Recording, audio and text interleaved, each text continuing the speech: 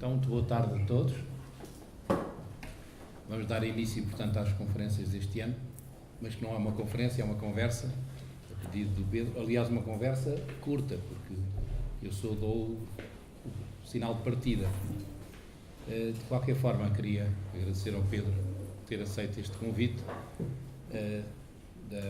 para as conferências deste ano, para abrir as conferências deste ano. Cada ano os temas impunham-se pela sua oportunidade e este ano, de facto, a curadoria está na ordem do dia, digamos assim. Portanto, resolvi reunir este grupo de pessoas. Nunca se repetem os conferencistas em cada ano. E o Pedro, que conheço muito bem há muitos anos, é um artista que desenvolveu sempre, na minha opinião, uma presença e uma enorme atenção àquilo que se passa à sua volta e principalmente que se passa com as pessoas, com os artistas mais novos. E nos últimos anos, ou ultimamente mesmo, desempenhou até um papel ativo de organização e de montagem portanto, de curadoria, digamos, vamos ver até onde, de exposições, com situações muito diferentes. Quer dizer, uma foi Jorge Pinheiro no Porto, em Serralves, a 289 no Algarve, completamente diferente, com artistas desconhecidos, etc., e outros conhecidos, e as coisas do Brito Escobar, do Domingos Escobar no Caixo de Dré, que ainda é diferente, são umas montras voltadas para a rua, com peças muito pequeninas, etc. Por outro lado, toda a gente conhece também o lado colecionador do Pedro, e era digamos, uma coleção mítica que se falava principalmente de jovens artistas e que hoje pode ser vista na EDP. Portanto, é com muito gosto que abria esta conferência, dando a palavra ao Pedro, e sabendo também que o Pedro me transmitiu, quando eu falei com ele no início, que não quer, ou não precisa, ou não gosta de ter um curador para a sua obra, ou de ter curadores para a sua obra, mas que demonstrou que gosta de fazer escolhas e curadorias de outras pessoas. Pedro, é assim? Oi. Olá, boa tarde a todos. Beijinhos à Maria da Graça, por mais uma vez me acolher nesta casa. E a todos vós, por antecipação, um abraço, e não considerem isso um abuso ou um atrevimento. É mesmo isso, é uma forma de solidariedade e é uma maneira de registar e manter uma coisa que é importante entre as pessoas, que é estarmos juntos e a conversar, que é um hábito que se vai perdendo, infelizmente. Vai-se perdendo o hábito da conversa e, acima de tudo, vai-se perdendo o hábito da cortesia. Cortesia como forma de humanidade, como forma de, ainda que perante antagonismos e contradições, devem as pessoas, em minha opinião, manter sempre uma atitude cordata, porque é a única forma de encontrar terreno para semear a inteligência. A inteligência vem da conversa e vem também das obras de arte, como eu disse repetidas vezes em várias circunstâncias e lugares. A arte serve para expandir a inteligência, não exatamente da mesma forma que a matemática, ou que a filosofia, ou que a política, mas serve da sua maneira, tem uma linguagem própria. E, muito recentemente, neste processo de construção de inteligência, houve uma erupção. Obviamente poderemos localizar com rigor o enquadramento político, sociológico, cultural, e tudo isto encimado pelo enquadramento económico. Houve uma erupção, dizia eu, de uma nova profissão, uma nova vocação em alguns casos, a poucos, mas uma nova profissão na esmagadora maioria desses mesmos casos. Estamos, como é evidente, a falar da curadoria, na qual eu não me inscrevo, mas é disso que se trata a conversa de hoje. Vamos desenvolver esse tema. É verdade o que o Manel disse, aliás, de uma forma como é a panagem da sua maneira de estar na vida e no mundo, conheço também há muitos anos. Este homem aqui à minha direita é a personificação da elegância de espírito e de trato E isso é uma coisa que é bom, ter uma pessoa assim ao pé de nós para nos chamar sempre a atenção quando nós estamos para além do risco e quando nós nos transformamos por inevitável apetência por muitas e diversas formas de violência verbal ou outra. O Manuel Costa Cabral é sempre alguém que nos recoloca no sítio certo. Tendo eu dito que, desde logo, não queria vir sentar-me a falar sobre um assunto que não me interessa, porque não existe, isto é, eu enquanto curador, mas depois ele, com essa elegância proverbial que eu hoje, digamos, comuniquei ou que ajudei a construir neste preciso segundo, disse, bom, então vamos conversar os dois sobre essa não coisa, que é a circunstância de eu ser, eventualmente, um curador, ou ser, à má fila e à minha revelia, incluído como, digamos, parte integrante desse grupo de pessoas. Em relação às quais, é preciso desde já dizer, para que isso fique como uma premissa desta conversa de hoje, em relação às quais não me move nenhuma ou qualquer particular aversão. Simplesmente, todos os artistas, e não há poucos aqui nesta Assembleia, reconheço quase todos, todos os artistas têm uma forma diferente de se relacionar com o seu trabalho, de o transmitir, de o partilhar, de o fazer chegar a outras pessoas.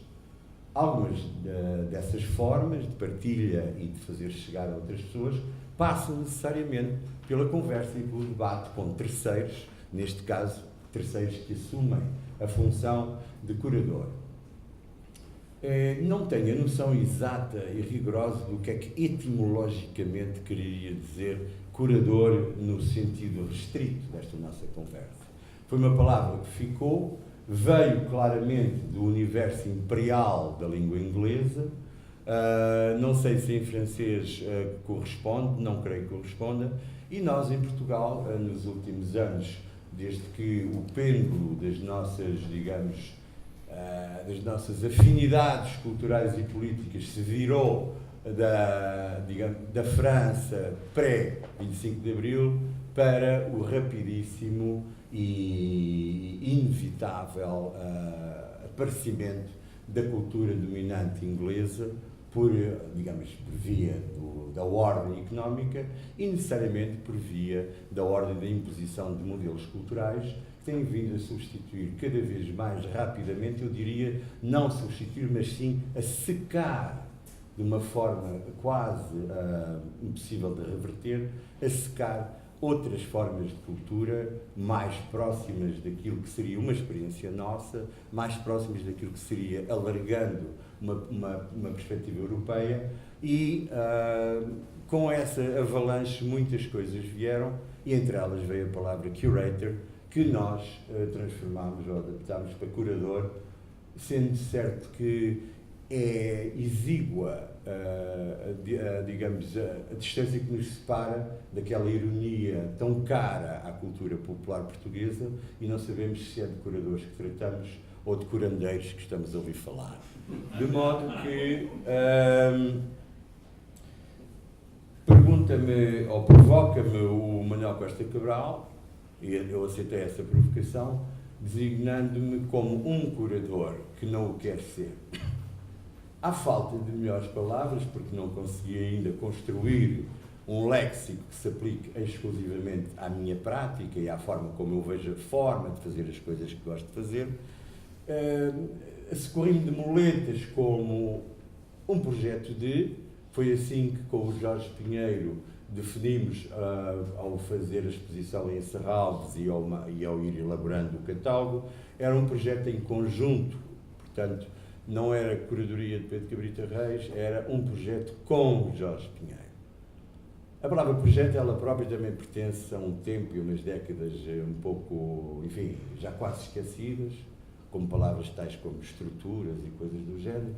A semântica tem uma velocidade praticamente igual à da luz e, sobretudo, porque, lamentavelmente, é gerida, administrada e talhada a gosto pela universidade, nomeadamente pela parte da universidade que se encarrega de formatar o discurso sobre a arte.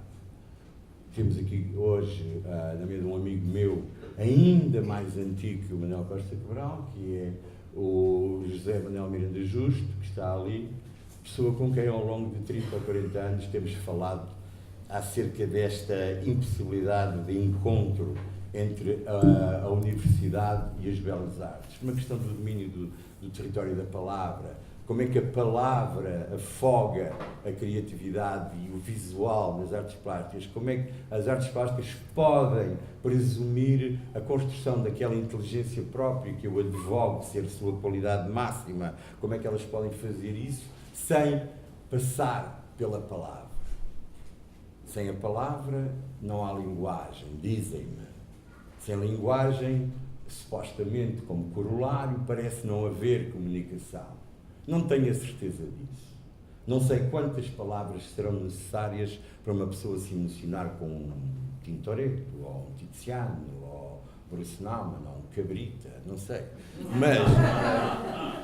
Mas reconhecendo que as palavras de uma forma trôpega, ou desde que se inventou a linguagem, é preciso dar-lhe o benefício desta circunstância, que é construir a universalidade das relações entre as pessoas, baseada na necessidade e na tentativa de encontrar sempre outros significados para palavras, para coisas que acontecem. A arte, se calhar estou enganado, dispensa esse processo. A arte tem uma forma de construir a sua existência, ramificar das formas mais diversas o sentido que pode ter e ser construído ao ser vista, ao ser ouvida, ao ser sentida, e só mais tarde é que a palavra poderá acompanhar, de alguma forma, sempre ao lado e nunca dentro do processo da criação artística.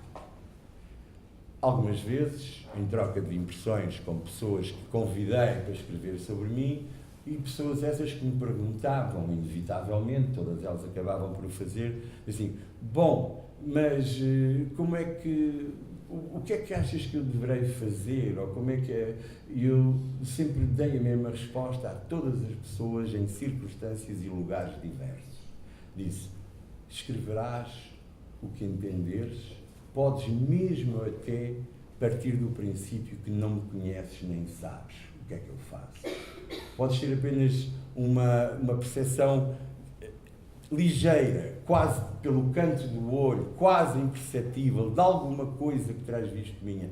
Isso, para mim, é provavelmente a chama que pode incendiar o território, que pode permitir-te construir. Tens que, no teu terreno de criatividade, que é o da palavra, acompanhar aquilo que eu faço. Nunca será possível que consigas explicar, desdobrar, revelar o que eu faço. A arte revela-se a si própria de tantas maneiras diferentes quantas pessoas para ela olham, ou que a ouvem, ou que a leem.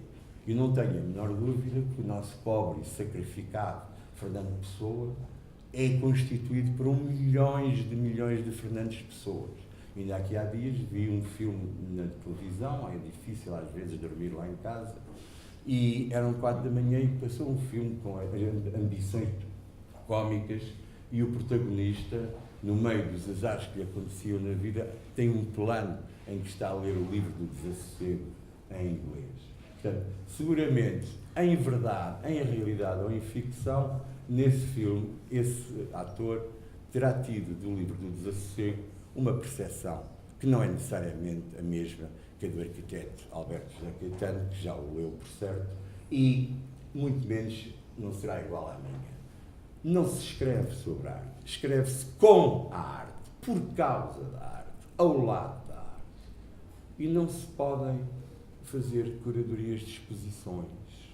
Pode-se ter, eventualmente, um particular encanto, ou fascínio, ou digamos, uma atenção quase hipnótica para um aspecto da obra deste artista, para outro aspecto da obra daquele. E é essa espécie de dispositivo espiritual, que é todo ele um devir da curiosidade, já iremos falar sobre a curiosidade, é isso que pode, a meu ver, permitir imaginar que se conseguem organizar exposições, ou seja, que se consegue criar um dispositivo de revelação da obra de um ou de vários artistas ao mesmo tempo, mas sempre a partir dessa perspectiva digamos, de assunção da riqueza profunda que o desconhecimento e o afastamento pode trazer. Isto seria, a meu ver, a posição ideal num mundo perfeito a ocupar pelo curador. Embora, infelizmente, não serei por certo o único nesta sala, temos que admitir, basta olhar à roda e analisar com alguma atenção práticas e resultados dessas práticas, existe hoje uma ambição, a meu ver, imperial e não totalmente positiva de utilizar as obras de arte e os artistas como ilustradores ou ilustrações de ideias a priorísticas construídas justamente no pensamento e no cérebro do curador. Toda a gente, evidentemente, tem da realidade que o cerca uma perspectiva e uma percepção e um conhecimento que é feito da forma como o olhar sobre o que nos é exterior é construído, sobre a forma como vem até nós e digerimos, passo o termo, todo, digamos, este universo e este maravilhoso caos de sensações, de percepções, olhares, críticas, etc. Toda a gente constrói o seu lugar no mundo desta forma. Mas eu imagino que as pessoas não quererão imaginar ou mudar o mundo ou reconstruí-lo de uma forma unidirecional, por vezes mesmo totalitária e seguramente arrogante, usando as experiências, neste caso as obras de arte, como meros degraus de uma escada para subir a sítios de onde se possa olhar e ver melhor o autor de tão magnânima ideia. Queres continuar? Enquanto eu bebo um pouco de água. Acho que estás a entrar mesmo no assunto. Não vim cá para outra coisa. Exatamente. E, portanto, se agora... alguma qualidade, diríamos característica, que me é otorgada, sobretudo pelas pessoas que não nutrem grande simpatia por mim, é saberem que eu sou muito frontal. Não, mas acho que agora estás a tocar bem a nota que se pretendia, ou que eu pretendia. Desculpem estas perdas. Provavelmente, os mais jovens que estão aí desse lado, se quiserem sentar-se aqui no chão, é capaz de ser mais interessante. Nós esperamos um bocadinho, enquanto diáfanos passam ante nós as figuras e as sombras.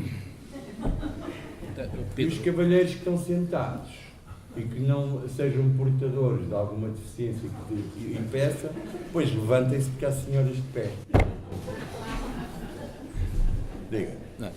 Não, era a altura de não falei disso no início. O título que eu escolhi, e estás a tocar no assunto, que é La Rose Rosée, em francês, que também é bom dizer os títulos em francês ou em inglês, não é? Já lá vamos. Mas La Rose Rosée é um filme dos irmãos Lumière, que toda a gente com certeza viu, que é um senhor que está a regar as plantas e que alguém pisa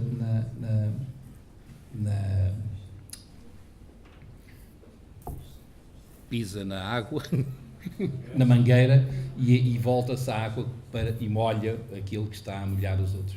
E este sentido, e com esta pequenina nota de que se volta ao feitiço contra o feiticeiro, é um pouco neste lado, esta crítica que o Pedro estava a falar sobre digamos, a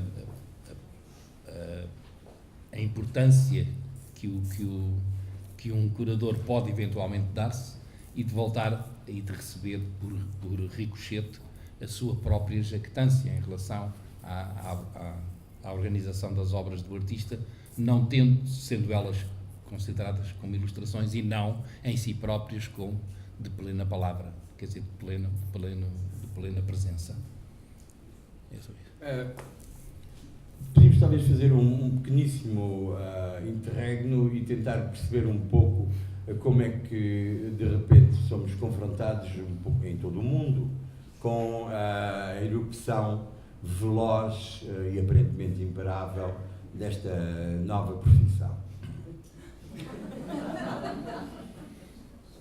Houve, a partir com aquele fatídico interregno da crise do Lehman Brothers, que se esperava, de alguma forma, houve, desde o final dos anos 90, como todos saberemos, uma mudança no interior do sistema económico mundial, podemos dizer o sistema capitalista, que levou àquilo que, aquela palavra diáfana e perversa, que é a globalização. O que é a globalização? Em dois traços muito simples. Os setores mais ricos da sociedade estão cada vez mais ricos e são cada vez mais. Os setores mais pobres estão cada vez mais miseráveis, para não dizer mesmo proletarizados, porque já não existe a categoria de proletário no discurso político. A classe média foi derretida neste processo e a verdade é que, com as instabilidades dos mercados, é natural que os detentores do capital, seja a título individual ou corporativo, tenham o cuidado de construir todo um sistema de defesa da sua riqueza, sistema esse que passa pelo encontro dos chamados valores de refúgio. Isto toda a gente sabe. Assim que passa a vida a contar estas coisas. O valor de refúgio que a arte constitui é inegável. Basta ver as contas que são divulgadas publicamente em relação aos resultados das leiloeiras internacionais. Falamos da Sotheby's, falamos da Christie's, do Phillips e por aí fora. Os preços estão soltos estratosfericamente. É incompreensível e assustador o valor que estas coisas estão a ter agora.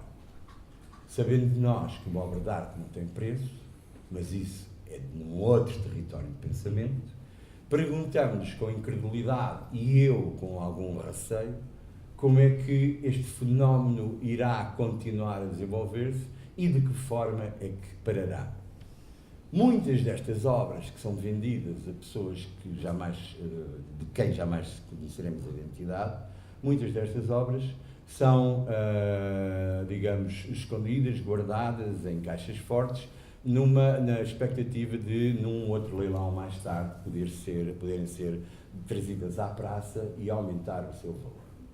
Isto é um fenómeno digamos, voraz, que necessita de um exército de pessoas que dele tome conta e que possa assegurar os bons cuidados que as pessoas que resolveram comprar essas obras puseram ao adquirir pinturas e esculturas. Essa gente que faz parte do conjunto de pessoas, enfim, ricas, que são cada vez mais, só na China podemos imaginar, prever, são informações que vêm de dentro do sistema chinês, o nascimento de 50 a 70 milionários por ano no período dos próximos 10 a 15 anos.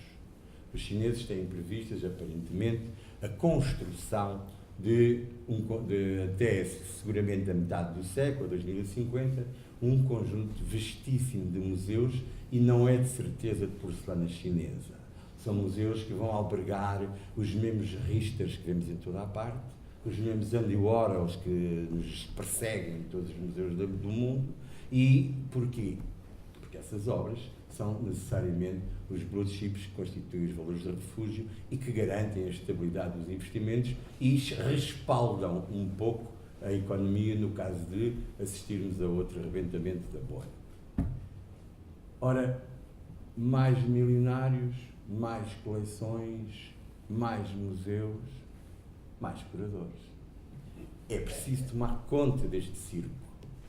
No circo há as pessoas que tomam conta dos animais, as pessoas que sentam as pessoas, os que vendem os amendoins, os que vendem os bilhetes, o que, enfim, todo aquele cortejo de pessoas que não damos por elas. Os palhaços somos nós. Não, o palhaço sou eu, calma. E esse conjunto de pessoas vastíssimo e pelo qual do qual não damos conta verdadeiramente, são as pessoas que mantêm o circo a funcionar. Além, é claro, das pessoas que pagam o bilhete para poder ver o espetáculo. Um russo qualquer, exilado em Zurique, ou com uma casa na Quinta do Lago, no Algarve, e que resolveu comprar 3 ou 4 Mark Rothkos, ou um Bruce Nauman, ou 2 David Hockney, esse russo jamais verá as coisas que comprou, porque não é por isso que ele as comprou. E como esse russo, há imensas outras pessoas idênticas e que têm o mesmo tipo de relação com as obras de arte que compram. São valores, são ações, são como se fossem barras de ouro. Quer dizer, eu não acredito que alguém vá todos os dias ao banco ver as barras de ouro que tem. E esta gente também não vai ver as obras de arte que comprou. Contudo, elas têm que ser acompanhadas. Alguém tem que lhes dizer, vai a este leilão, ou vamos comprar isto, ou vamos não sei o quê. Portanto, esta espécie, não sei se vocês se recordam, os mais jovens provavelmente recordar-se-ão. Nos anos 70 havia uma divertidíssima banda desenhada cujos autores, o nome do autor já não me lembro, que era o Califa e o Grão Vizir. O Califa era um tonto todo poderoso que só pensava em casar as filhas e em comer e beber. E tinha um personagem a todos os títulos assustador, que era o Grão Vizir, e era esse Grão Vizir que articulava e manipulava tudo o que era e que ia fazendo coisas para poder auferir dos resultados delas, mas, é claro, sempre em nome do Califa, que não percebia nada do que é que estava a acontecer. Esta gente que põe o seu dinheiro a bom recado nos cofres fortes da Sotheby's, sob a forma de pinturas, precisa de uma quantidade de gente que tome conta disso. Daí a disseminação tão rápida e tão vasta da curadoria, das pessoas que são curadoras, porque justamente também se expandiu exponencialmente, perdoem-me a cacofonia, se expandiu de uma forma quase desmesurada e incontrolável o número de pessoas que podem fazer isso, o dinheiro em circulação nos circuitos do mercado e a necessidade, leva à necessidade de haver pessoas que saibam e que se apresentem como profissionais, com conhecimento de causa e que tomem conta dessas coisas. Portanto, não é de espantar, olhando para a evolução do sistema económico internacional e pelas nuances que ele foi tendo, não é de espantar que haja uma disseminação tão grande desta nova profissão. É um técnico que é preciso, como um analista de contas, é uma função inevitavelmente ligada ao processo de acumulação da riqueza sob as mais diversas formas, incluindo a construção de um património baseado em obras de arte. E o que é que nós temos contra isso? Não temos nada. Não temos nada porque, de facto, esta é uma natural, evolução, não lhe vou chamar agora mercado, mas da vida real, e é preciso que estas coisas continuem, é preciso que isto... Agora, não podemos imaginar que temos a liberdade, para não falar já do atrevimento, e muito menos ainda do desconhecimento de causa, para apodar o pobre do Cabrita Reis de curador. O pobre do Cabrita Reis gosta, acima de tudo, de fazer coisas diferentes. Vejamos. Escrevo diariamente. Tinha uma vida social muito intensa, no que diz respeito às noitadas. Agora posso comunicar-vos com grande alegria que essa parte da minha vida, de alguma maneira, provavelmente, dada a minha perfecta idade, tenho 62 anos, acabou. Deixei de beber, limito-me a beber vinho e agora só bebo do meu, produzi pela primeira vez e engarrafei este ano o meu primeiro vinho. É o único que eu bebo. Já não bebo whisky, já não me vão mais encontrar sentado no balcão a beber whisky. Não só escurador, como enólogo. Exatamente. Portanto, o que é que se passa? Dentro dessas coisas todas que eu gosto de fazer, há uma que claramente se distingue e ilumina o espírito, o olhar e a inteligência, e que eu farei sempre, meus amigos, farei sempre, que é transformar o encanto e o fascínio que eu tenho em seguir a obra dos outros, transformar numa coisa qualquer que acresça, não só para mim, mas também para terceiros, o valor que eu vejo nessas obras. Necessariamente, o que é que isso quer dizer?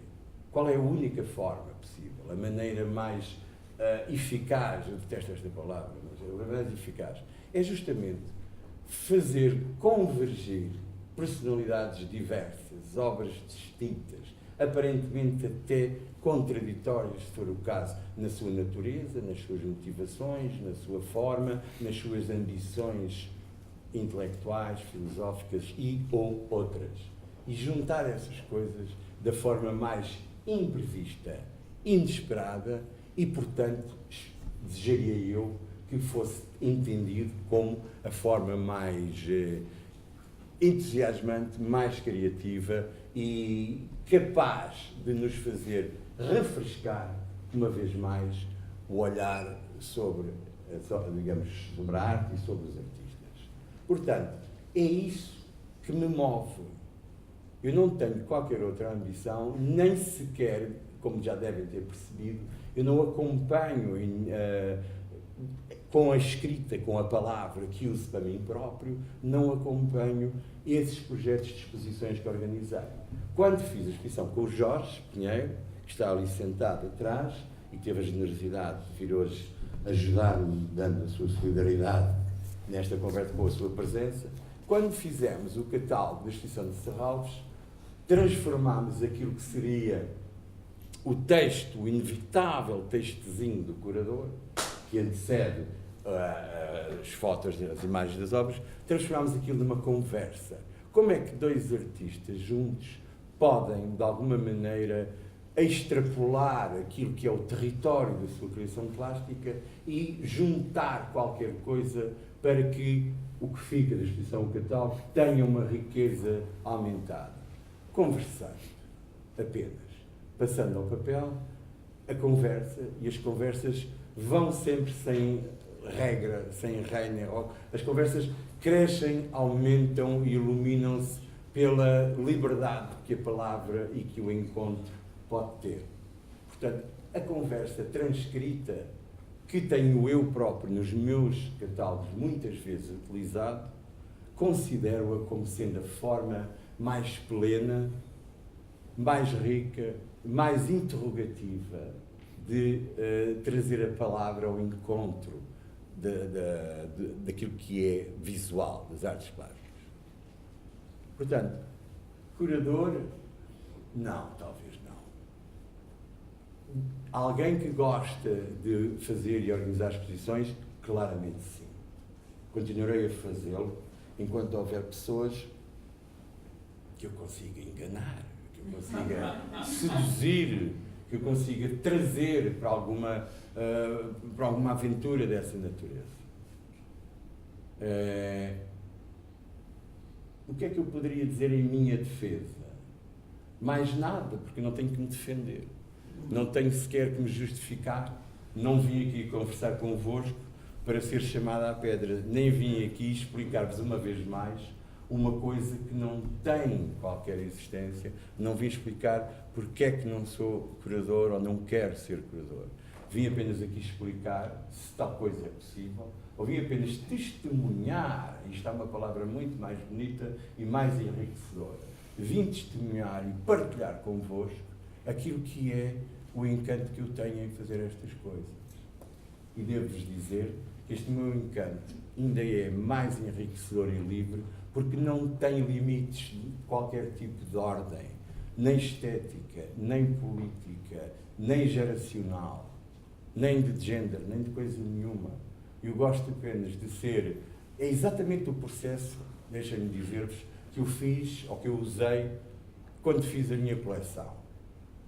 Eu tinha na minha coleção um número, grosso modo, de quase 500 obras, estavam representados cerca de 70 artistas, todos eles da geração que me sucedeu.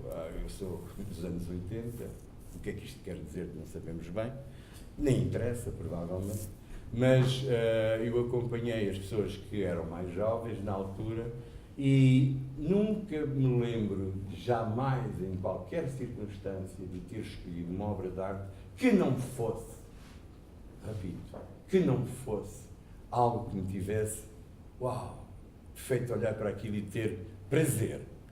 O prazer é um complexo fenómeno que vai das sinapses aos sítios mais escondidos do corpo, que agora não se fala por pudor, e que também passa até, quem diria, pela inteligência e pelo olhar. O olhar tem uma inteligência. E foi esse o único critério que eu usei para fazer a minha coleção. Encantar-me pela obra. Posso-vos dizer que muitos dos artistas eu não os conhecia. Eram outros artistas que me diziam: Pedro, tens de ver o trabalho de não sei quem. E esse não sei quem, a seguir dizia-me: se calhar não conheces esta pintora que tal.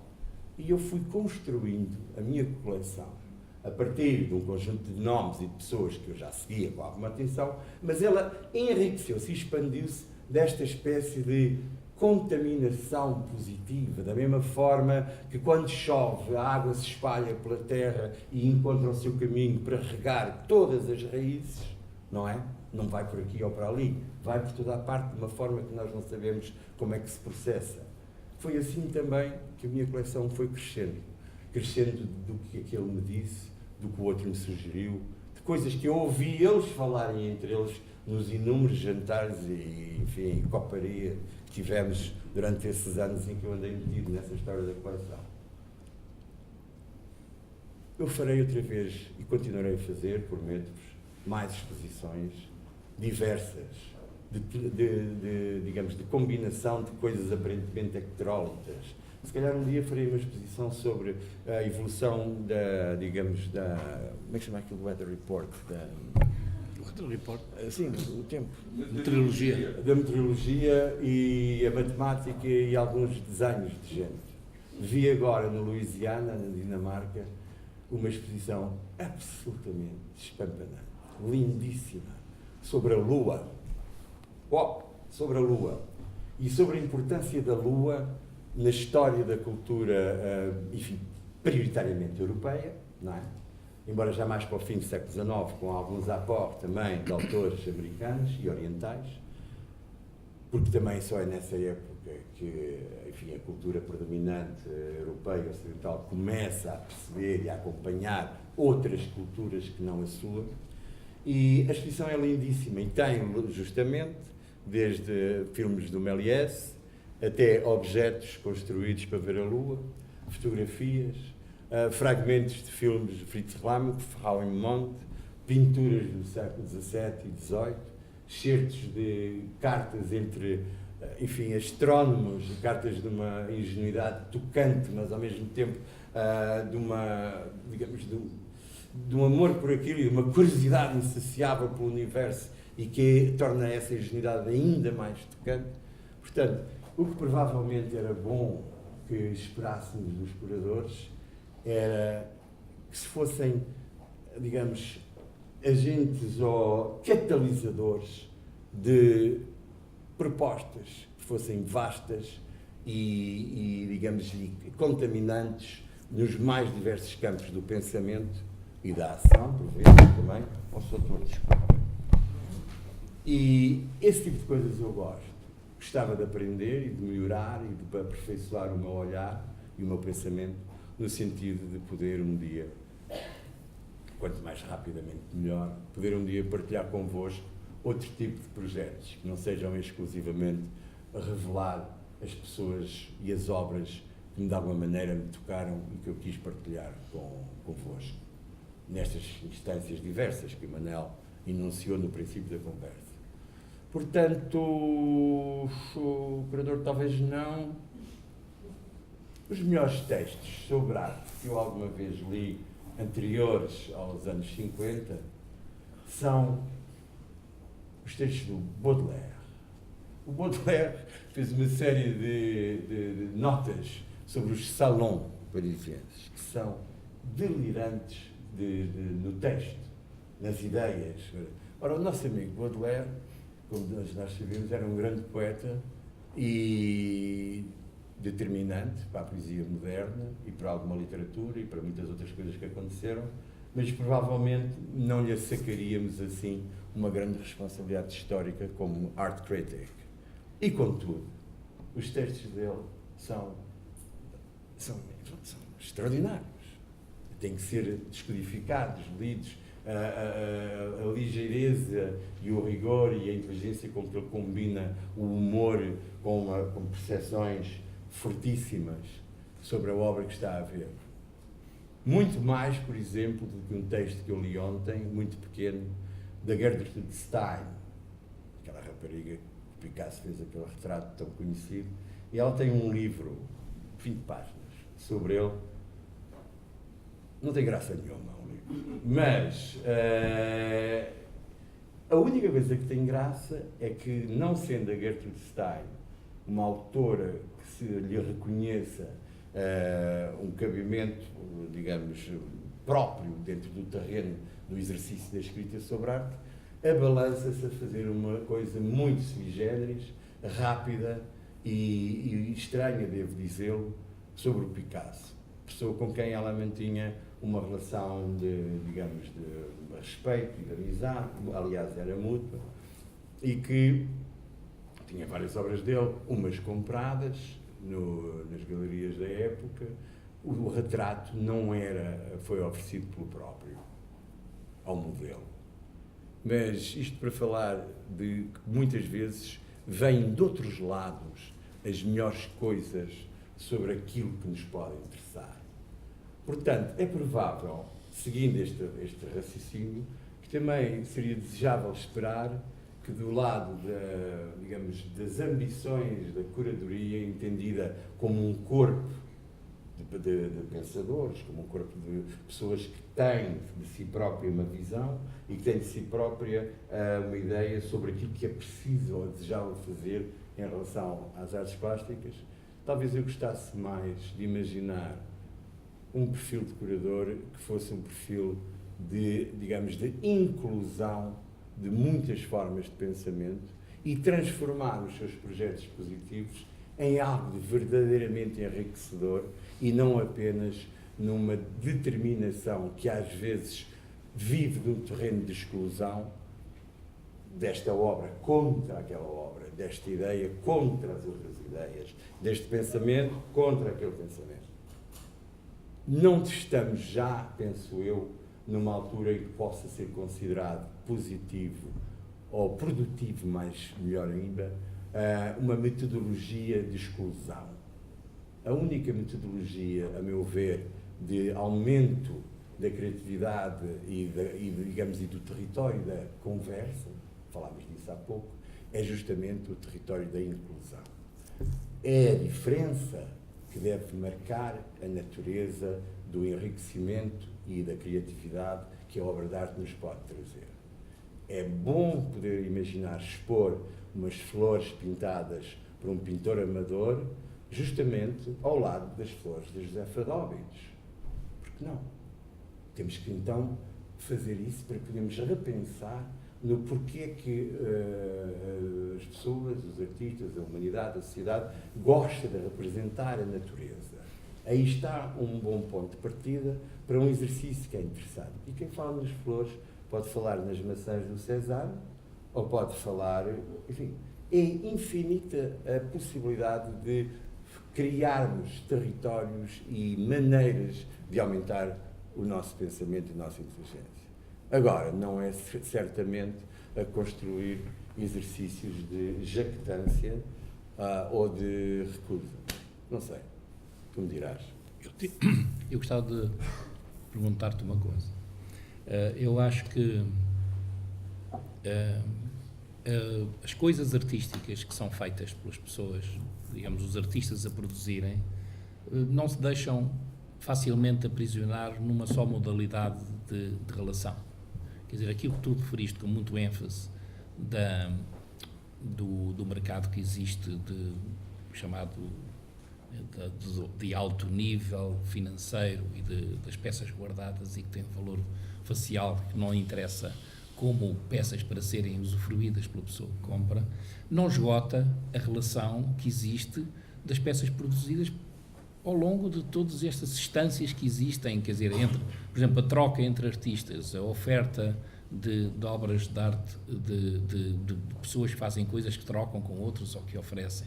O problema de centenas e de milhares de galerias que existem pelo mundo fora, em que pessoas dão a ver, de uma maneira às vezes incipiente, às vezes de uma maneira muito organizada, relativamente ao usufruto de pessoas que podem eventualmente até, com algum esforço, comprar coisas que até levam para casa e até usufruem. Esse mercado, julgo que não está completamente perdido, não está completamente fechado, por um lado.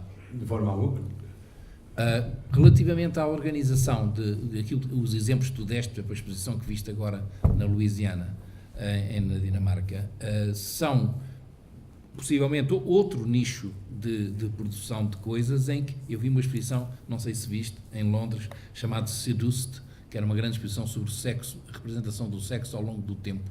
Era uma exposição absolutamente maravilhosa, uma exposição desde a pré-história até hoje, com vídeos, com pinturas, com filmes. Não vi. Maravilhoso.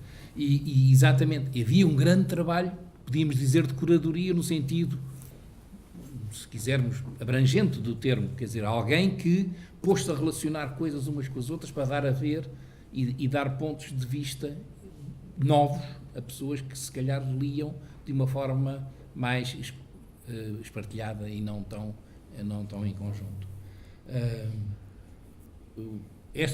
Eu percebo muito bem o que tu dizes, acho que é perfeitamente fascinante. A mim continua a fascinar imenso, por exemplo, a possibilidade de organizar uma exposição com datas marcadas, orçamento feito, dar a conhecer e no sentido de valorizar as peças. Eu costumo sempre dizer, quando as peças não são elas valorizadas e a montagem que é valorizada, que se perde, porque as peças é que devem ser valorizadas.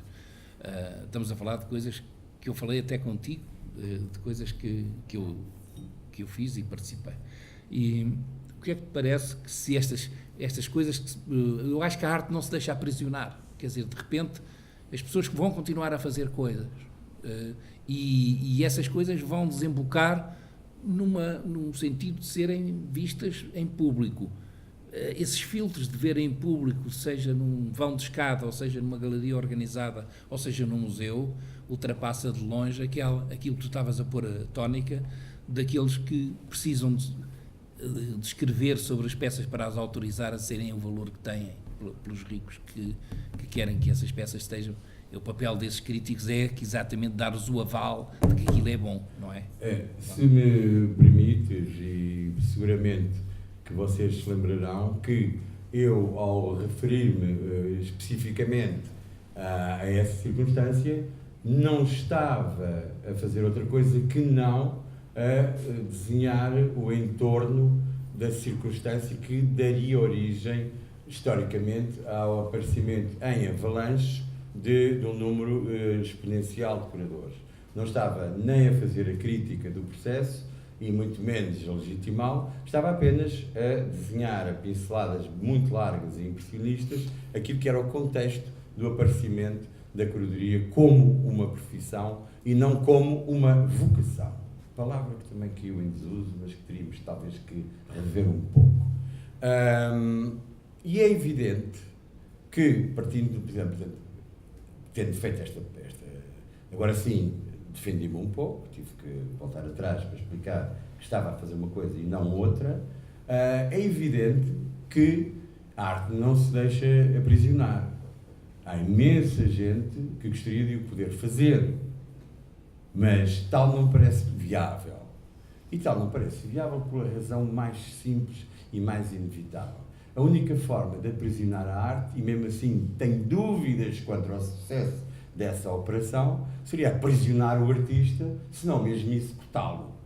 Porque, independentemente de, digamos, num Estado totalitário policial, Os artistas, sabemos, todos os dias nos caem na televisão e na internet notícias de violências que artistas em várias partes do mundo, nomeadamente nas partes em que os valores básicos da democracia não parecem estar muito em voga, há artistas que, pela sua coragem ética, sobretudo, e também artística, por que não dizê-lo, sofrem na pele as consequências dessa apetência lá, porque aquela rapaziada que queimou uns livros e umas obras de arte e já porque a Segunda Guerra Mundial acabou, esse tipo de gente continua.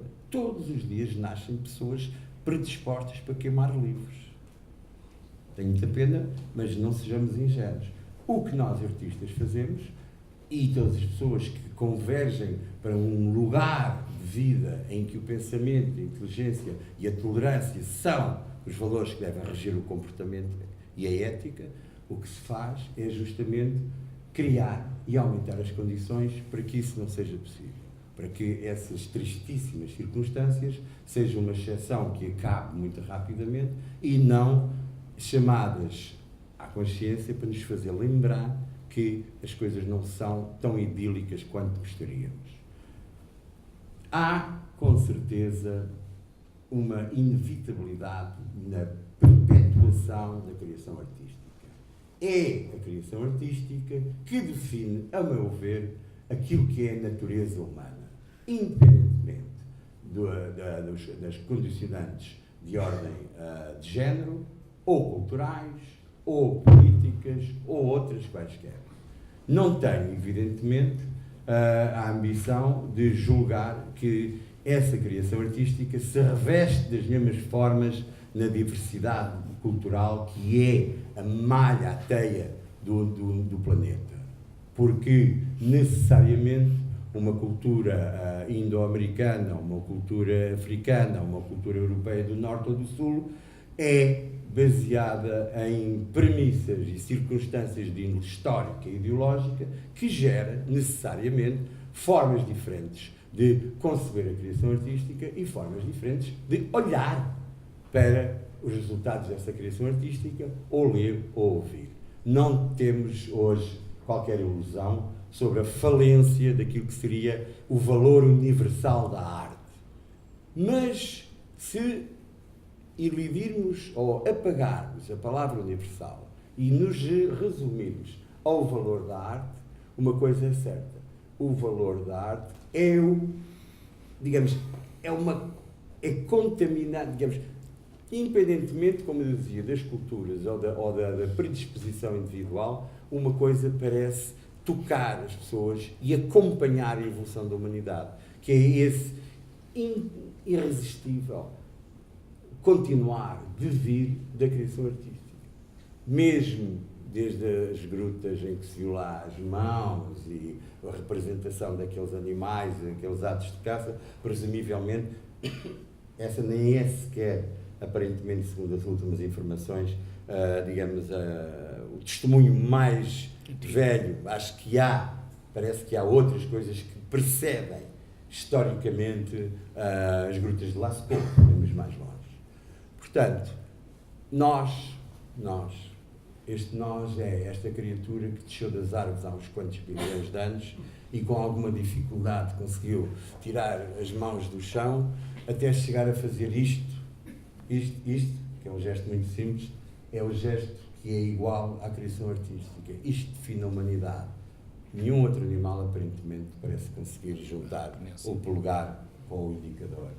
E esta coisa de nada é exatamente a mesma coisa. Estes animais somos os únicos que, aparentemente, construímos uma coisa chamada arte, que se faz vinda de um sítio que não sabemos bem exatamente onde é que é, embora desde os damásios até todas, há exércitos, há laboratórios, há pensadores, há think tanks, há universidades que refletem sobre esta questão, sem nunca chegar às mesmas conclusões que um jovem artista no seu ateliê chega quando faz uma obra de arte. Portanto, isto não vai acabar. É assim e será assim enquanto nós tivermos o cuidado de garantir as condições para a preservação da espécie. Estamos um bocadinho mal nesse aspecto, mas é provável que isto melhore. De qualquer forma, Eu estou de acordo contigo. Nunca haverá maneira nenhuma de apagar ou erradicar essa espécie de emoção que se transmite de pais para filhos, de gerações, à exceção da quase totalidade, reparem que não digo todos, mas digo a quase totalidade dos portugueses, onde é uma tristeza não se ver o chão juncado de crianças, digo isto, peço desculpa. Contudo, noutros lugares mais ou menos distantes, temos que ter o cuidado de não pisar as crianças que estão deitadas pelo chão dos museus, a fazerem as suas magníficas cópias da enésima versão da Ronda da Noite. Portanto, eu acho que estamos bem. Nesse particular, estamos bem. Não falemos dos roços com casas da Quinta do Lago, nem dos curadores que lhes dão assessoria. Falemos dos artistas que ainda não conhecemos e que estão neste momento a trabalhar no ateliê e que vão construir e continuar este rio. E que este rio não vai parar. Este rio não vai parar. Vai sempre continuar e vai se alargar. E esperemos que, inclusive, faça uma cheia que invada as salas institucionais dos museus portugueses com a sua força, a sua alegria e a sua criatividade, para que possamos ter que andar com cuidado para não pisar as mãos das crianças que estão a desenhar. Eu gostaria que isso fosse assim. Eu até gostava de dizer que uma vantagem que os jovens artistas têm, ou os artistas em geral, não só os jovens, é terem as únicas pessoas, realmente, a par dos ricos, que têm a casa cheia de originais e que conseguem trocar uns com os outros, muitas vezes. São pequenas coleções, aliás, chama-se até o museu caseiro, não é? Que as pessoas têm em casa e que trocam, e que acho que é extremamente importante. E aí não tem valor facial as obras, no sentido de haver troca de... Pode ser dar em herança, mas não. Isso é tudo verdade, se excluirmos o caso do Picasso, que tinha umas trocas muito simpáticas, penduradas na enorme quantidade de casas que foi tendo, e que eram Cézanne e Matisse, Seurat e outra rapaziada lá então, da rua dele. Tinha bons amigos, não? Tinha bons amigos. Não sei que horas são. Não sei se podemos abrir, alguém queira fazer algum comentário, alguma pergunta, intervir, ou o Pedro faz sempre parte das conferências este período de abertura ao público. Está aqui o microfone para quem quiser usar.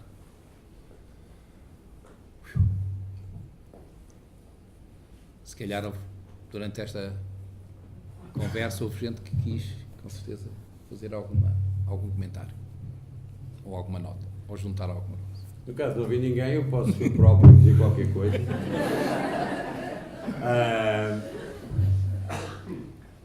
Alguns de vocês conhecem-me bastante bem, outros mais ou menos, outros provavelmente é a primeira vez que estamos juntos. Eu nunca...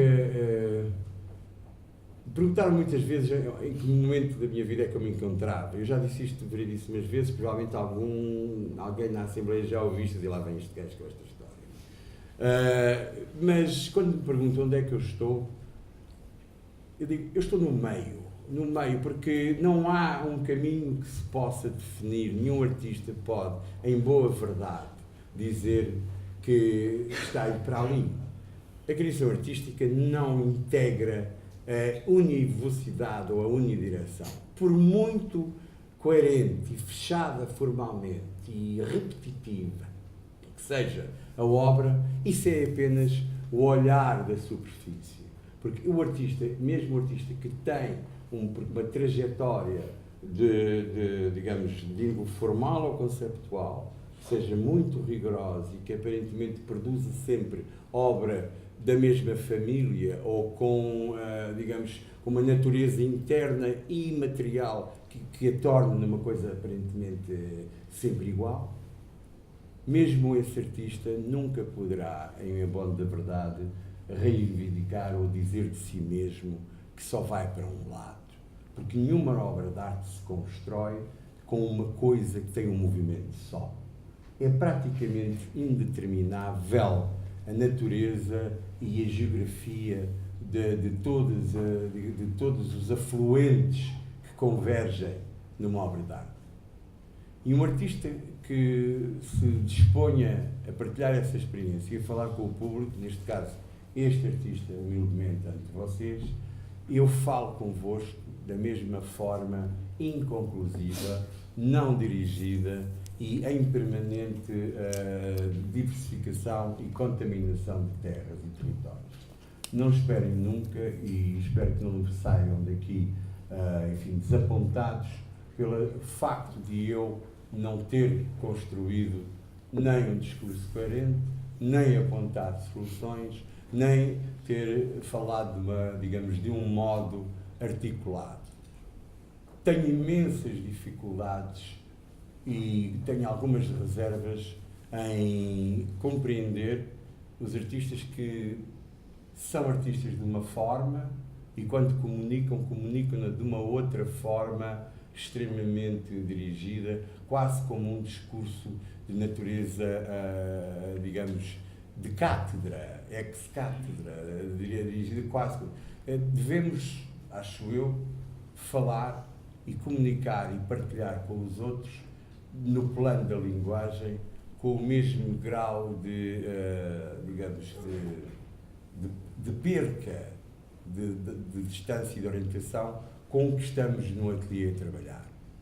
Portanto, isto é apenas uma nota para que não saiam daqui grandes, enfim, frustrações, em circunstância àquilo que se poderia esperar, mas nunca se deve esperar nem muito, nem nada em especial de um artista, de facto.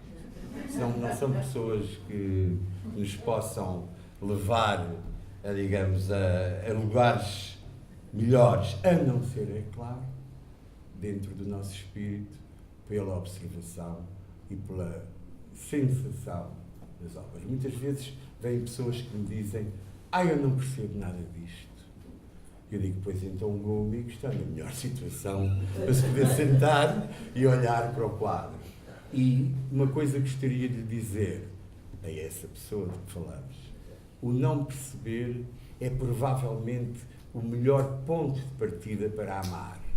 É a partir da emoção e daquilo que veio até nós que nós podemos construir uma trajetória. E quem sabe, talvez essa trajetória se transforme numa obsessão. E essa opção materializar-se-ia no permanente retorno à experiência da obra de arte. E provavelmente na compra de uma pequena aguarela. E se continuarmos isto, daqui a 5 minutos estamos a contratar um curador.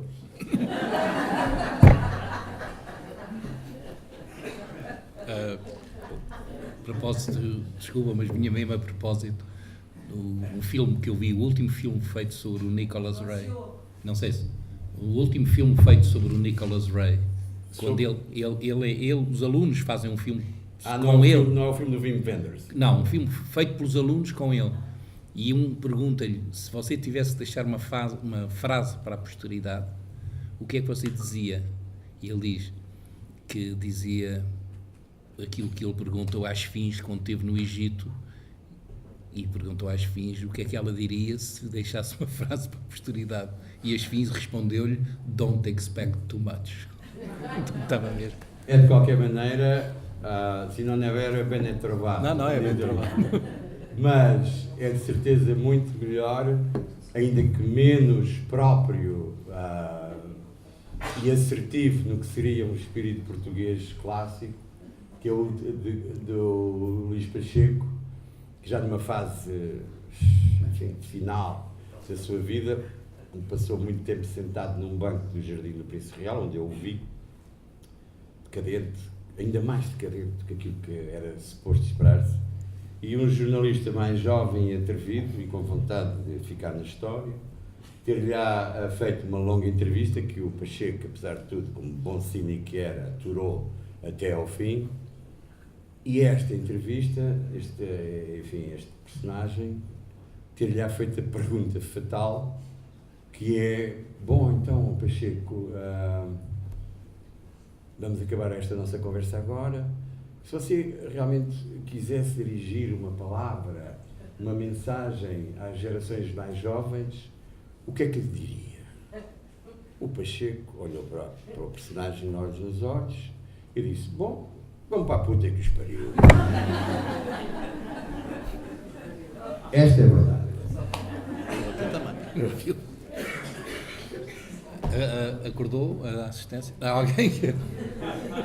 Não sei se alguém quer dizer alguma coisa ou não. Eu posso fazer uma questão, peço desculpa pela decisão da sociedade. Então, espera aí. Nada, esteja à vontade. Tem que falar alto? Fala aqui para a malta. Eu consigo falar alto, acho eu. Acho que Mas consegue ouvir. Não, consegue. Faz favor. Eu já sei que não ouve. É melhor. Boa noite. Eu gostaria de saber como é que se reconhece um jovem artista, na vossa opinião. Sabe que eu faço parte daquele grupo de pessoas que não acredita na existência de artistas que não se conhecem. Esse velho mito do artista que se revelará um dia e que não existe, na minha modestíssima opinião, não passa disso. É um mito. Todos os artistas são mais cedo ou mais tarde, e cada vez mais hoje em dia, mais cedo, conhecidos. Porque nas gerações que se vão sucedendo, aquilo que realmente legitima a existência de um artista não é a crítica, não é a história da arte, não é a instância institucional ou comercial. A única coisa que legitima a existência de um artista é o olhar e a palavra do outro artista. Se um pintor não tem um reconhecimento por nem que seja um só outro pintor, então não existe. Mas como isto é impossível, estamos aqui ante um paradoxo mais do domínio da filosofia do que propriamente da criação artística, não há artistas desconhecidos. E há jovens artistas que são reconhecidos por jovens artistas. Como eu há pouco disse, muitos dos jovens artistas que eu integrei na minha coleção eram totalmente desconhecidos, mas foram trazidos até mim pelas entidades legitimadoras e as melhores, que eram os seus pares. Aquele falou-me de ti, tu falaste-me deste, este veio ter comigo e falou-me daquela, e é assim que se constrói isto. Portanto, não há jovens artistas conhecidos. Todos os jovens artistas, por muito jovens que sejam, são, inevitavelmente, do domínio público. Mas a minha questão era como é que se reconhece um jovem artista da sua opinião? O que é que um jovem artista tem que os outros jovens, ou que os outros artistas jovens não têm? Essas são duas perguntas numa. Vamos ter que organizar aqui o nosso... O que é que quer que eu lhe responda? Porque é que eu nutro um maior interesse pela obra deste artista e menos pelo outro? Pois aí a resposta ainda é mais subjetiva e mais preocupante. Porque sim. Ok, está respondido. Obrigado. Mais algum comentário?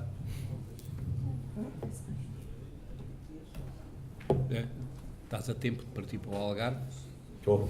Pedro, tenho noção que estou a exprimir o que toda a gente pensa.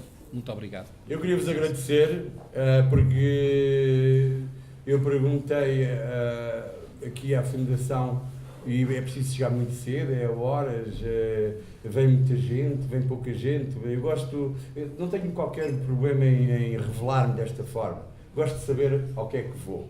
Confesso-vos que, se por um lado tenho uma curiosidade insaciável, por outro lado detesto surpresas. É uma coisa, não sei como é que isto se pode conviver na mesma pessoa.